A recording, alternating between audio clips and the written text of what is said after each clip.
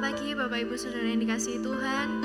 Pagi hari ini kami mengucap syukur kita boleh kembali datang ke hadirat Tuhan. Mari kita mau sama-sama pagi ini mau menyembah Tuhan. Haleluya Yesus. Terima kasih. Haleluya Yesus. Haleluya.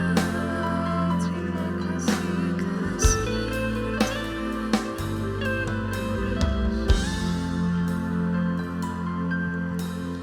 Hanya Kau tempatku berlindung, hanya Engkau laguku dan kekuatanku. Izinkanlah ku datang menyembah, membawa syukurku. Hanya Kau Tuhan, hanya Kau tempatku berlindung, hanya Engkau laguku dan kekuatanku. Izinkanlah ku datang menyembah, membawa syukurku.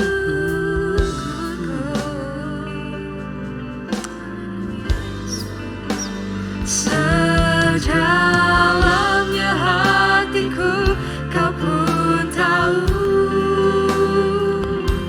dan kasih-Mu tajam dalam jiwaku.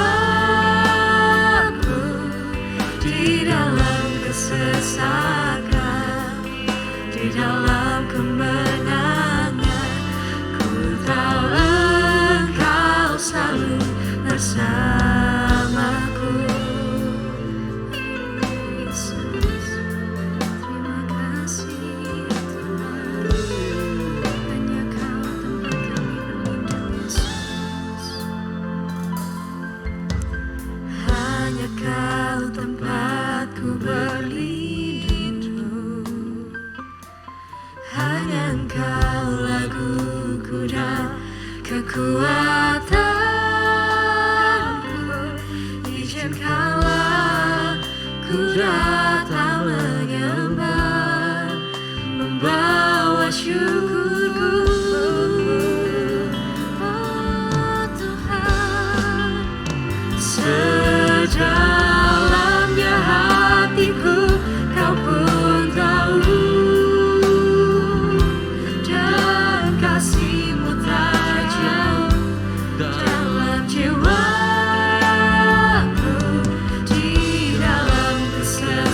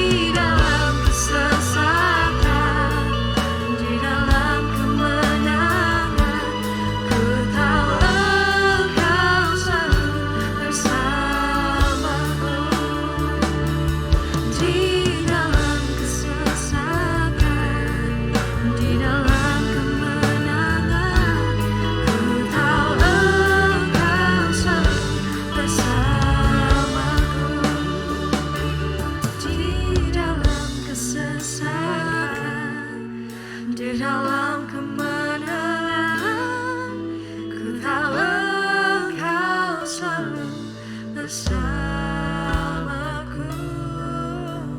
Haleluya, kasih Tuhan.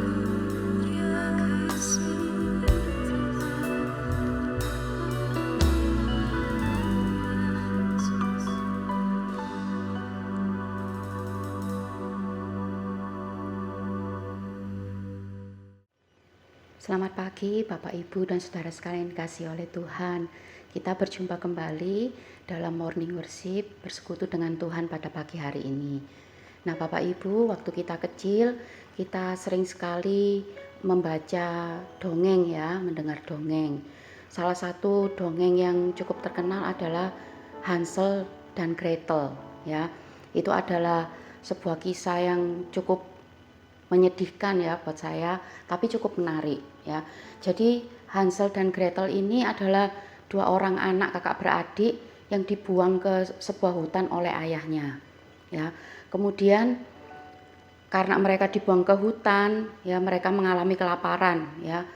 Kelaparan, lalu mereka mencari makanan, mereka menemukan sebuah rumah. Rumah itu terbuat dari roti, coklat, permen ya, dan mereka makan ya, makan, dan ternyata rumah itu adalah rumah seorang nenek sihir yang ingin memakan mereka ya. Nah ini adalah sebuah kisah yang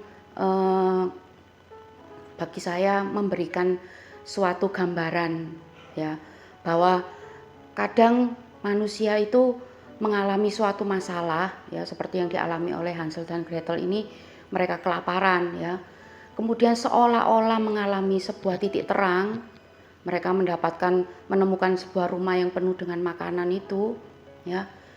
Ternyata apa yang terjadi bukannya itu menjadi jawaban, tapi ternyata itu membawa pada masalah yang lebih besar ya. Nah hal itu juga terdapat di dalam Kisah Para Rasul pasal yang ke-27, di mana waktu itu Paulus naik kapal menuju ke Italia karena Paulus ingin naik banding ya. Nah waktu dalam perjalanan itu kapal mereka ini sempat mengalami angin badai ya, tapi angin ini tidak terlalu sampai yang badai yang parah ya, sehingga mereka setelah beberapa hari mereka bisa sampai di sebuah pelabuhan yang bernama Pelabuhan Indah. Nah waktu sampai di pelabuhan itu, Paulus sudah berkata kepada perwira di kapal itu supaya mereka ini jangan melanjutkan perjalanan karena akan ada badai yang lebih besar. Tapi mereka ngotot ya, ingin melanjutkan perjalanan menuju ke Italia karena mereka di ayat yang ke-13 ya, mereka itu melihat suatu tanda ya. Pada waktu itu angin sepoi-sepoi bertiup dari selatan. Mereka menyangka bahwa maksud mereka sudah tentu akan tercapai. Mereka melihat, oh cuacanya kok bagus ya, kelihatannya mereka pasti bisa kok sampai di Italia tepat pada waktunya ya. Nah kemudian mereka menerobos ya, mereka tetap naik kapal itu melanjutkan perjalanan. Nah tidak berapa lama ya, apa yang dikatakan oleh Paulus itu benar-benar terjadi ya. Perahu itu mengalami badai yang sangat dahsyat ya, sehingga mereka ini sampai benar-benar terombang-ambing ya. Mereka ini sampai berhari-hari ya, dikatakan sampai sekitar 14-15 hari mereka itu terombang-ambing di lautan. Akibatnya apa? Mereka ini putus harapan. Dikatakan sampai mereka itu tidak mau makan ya. Mereka benar-benar sudah putus harapan. Terus mereka itu tidak tahu lagi harus berbuat apa ya. Karena sampai mereka itu tidak bisa tahu ini sudah pagi atau malam ya, karena dikatakan matahari dan bulan aja nggak kelihatan saking parahnya badai itu. Mereka tidak tahu harus berbuat apa. Sampai ada yang nekat ingin melarikan diri dari kapal itu. Padahal justru mereka melarikan diri ya pasti mati, tapi sudah kayak orang tidak punya pikiran lagi ya. Mereka tidak bisa lagi berpikir jernih, bahkan sempat perwira itu ingin membunuh pasukan-pasukan ingin membunuh. Ini kan kapal untuk tahanan ya, untuk tahanan dibawa ke Italia. Nah, sempat pasukan-pasukan itu ingin membunuh para tahanan supaya para tahanan ini tidak melarikan diri. Ya sampai benar-benar sudah tidak tahu berbuat apa, sampai kadang ingin nekat ya. Terus tidak bisa lagi berpikir jernih. Itulah keadaan ketika orang dalam keadaan terombang-ambing. Ya. Mungkin ada di antara Bapak Ibu, saudara sekalian yang saat ini dalam keadaan yang terombang-ambing oleh masalah saat pagi hari ini. Terombang-ambing karena tidak tahu lagi harus berbuat apa. Tidak tahu lagi harus melangkah kemana. Ya. Tapi kita mau belajar saat ini dari apa yang dilakukan oleh Paulus. Ya, Paulus di dalam Kisah Rasul pasal 27 ini dia menaikkan doa. Ya, dia berdoa mencari kehendak Tuhan. Dia mencari kehendak Tuhan dan akhirnya kalau Bapak Ibu baca di dalam ayat yang ke-21 sampai ke-25, ya di situ Paulus mendapat pewahyuan dari Tuhan bahwa mereka akan selamat, ya. Mereka akan selamat, tidak akan ada yang binasa. Karena itu Paulus langsung meneguhkan hati semua orang yang ada di dalam kapal itu, menguatkan hati mereka untuk mereka tetap percaya ya bahwa mereka akan selamat dan mereka hanya perlu mencari daratan. Ya. Nah, setelah Paulus mendapatkan pewahyuan ini tidak langsung ya Bapak Ibu. Misalnya Paulus dapat pewahyuan saat ini langsung besoknya kapal itu seret gitu ya, tiba di Pulau Malta. Ya, di pasal 28 diceritakan bahwa kapal itu akhirnya terdampar di Pulau Malta. Ya, bukan seperti itu, tapi masih ada selang ya, selang nggak tahu berapa hari ya, tapi mungkin paling nggak ada 1-2 hari ya, selang 1-2 hari setelah Paulus mendapatkan pewahyuan ini. Ya. Nah, kita juga ya ketika kita mengalami masalah, kita diombang-ambingkan oleh masalah dan kita tidak tahu harus berbuat apa, mari kita belajar untuk mencari Tuhan. Kita belajar untuk mencari apa sih kehendak Tuhan, apa yang Tuhan mau dari kehidupan kita. Lewat mana? Kalau Paulus memang mendapatkan suatu pewahyuan langsung ya dari Tuhan, firman Tuhan secara langsung. Kalau saat ini kita cari pewahyuan itu dari mana? Dari firman Tuhan. Cari firman Tuhan. Cari kehendak Tuhan dari firman-Nya. Kalau kita sudah mencari kehendak Tuhan lewat firman-Nya, kita tahu, kita mendapat rema, pegang firman itu. Firman itulah yang akan menguatkan kita, yang menjadi pijakan kita untuk melangkah. Orang yang terombang-ambing kakinya tidak tahu mau berpijak di mana. Tapi berpijaklah di dalam firman yang kuat, yang teguh itu. Ketika kita berpijak pada firman yang teguh, ya, Tuhan pasti menolong kita. Kita mungkin tidak mengalami mujizat yang langsung, misalnya sakit tidak langsung sembuh gitu ya. Atau kita tiba-tiba dapat jawaban langsung, secara langsung seperti yang dialami oleh Paulus. Tapi mungkin ada proses yang harus kita lewati. Tapi percayalah, ketika kita memegang teguh firman itu, Tuhan itu sedang bekerja. Meskipun kita tidak bisa melihat, Tuhan itu bekerja. Pertolongannya itu tepat pada waktunya, tidak pernah terlambat. Percayalah. Ya. Tuhan tidak pernah terlambat menolong kita semua, menolong Bapak Ibu apapun permasalahan yang Bapak Ibu alami saat ini.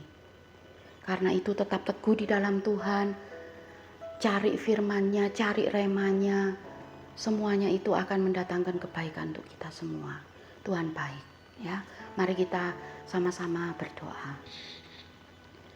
Tuhan Allah Bapa kami mengucap syukur karena Tuhan selalu baik dalam kehidupan kami. Tuhan, saat ini kami menyerahkan seluruh kehidupan kami Tuhan, terutama di masa-masa yang sulit ini Tuhan. Mari Tuhan, Engkau terus menjaga, melindungi kami semua. Tuhan memberkati dan memelihara kehidupan kami. Kami percaya, kami berharap pada Allah yang hidup, yang akan senantiasa menolong kami. Terima kasih Tuhan, di dalam nama Tuhan Yesus Kristus, Allah pengharapan kami. Haleluya, amin.